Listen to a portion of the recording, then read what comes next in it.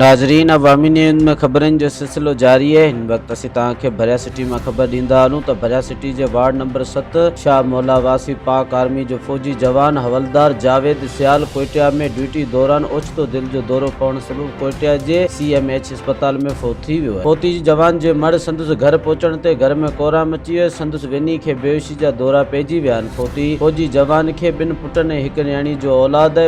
फौजी जवान खे मुकम्मल फौजी एजाज़ सां गॾु सभई आलिन अखियुनि सां भरياسٽي जे शाह सतार कब्रिस्तान में मिटी मां हवाले कयो वियो है। हिन सिलसिले में फौजी जवान जे भाउ मोहम्मद इस्माइल सयाल ॿुधायो त भाउ खे फौज में ड्यूटी कंदे 21 साल थी विया आहिनि। संदुस ताज़ो ई फौज में सूबेदार जो प्रोमोशन थियो। संदुस ट्रेनिंग थियण वारी हुई त ओचितो असांखे दिल जो दौरो पवण सबब फोत थियण जा इतला मिलिया आहिनि। फौजी जवान जे फौती जे इतला मिलण ते इलाइक़े में सोग छायल है। मजीद खबरों और तफसीलात के लिए विजिट करें हमारी वेबसाइट www.awamiNewsHD.com।